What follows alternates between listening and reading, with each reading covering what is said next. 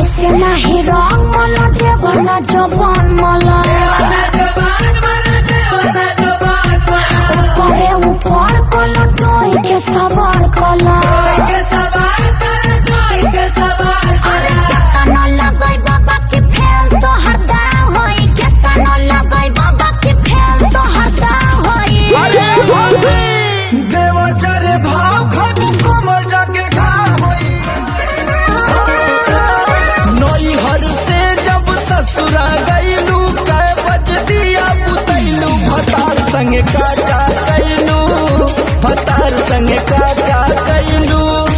लाजो न लागे तो है पूछे में ओई सोन बात हो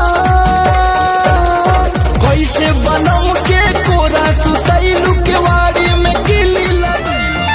जब रोज करो न सरोज करो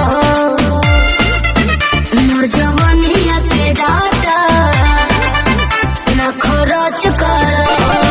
लागो तो डरवा जाए दिघरवा आँखी में निनिया सता रहा है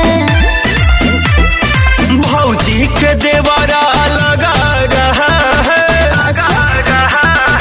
भौजी के देवरा लगा रहा है जीजा का रिश्ता निभा रहा है साली को हाली बुला रहा है गोदी में अपना सुला रहा है ऐसा मराद नहीं मिली पाई अरे जाना ऐसा मराद नहीं मिली पाई सुनो हमके दुल्हन बना लो ना तो दोसर लेके जाई ई जवानिया के मजा कोनो दोसर उठाई हमरा पीछे पड़ल बाड़े हमर जीजा जी के भाई हमके दुल्हन रउवेला राजा हम त खटिया बिछवनी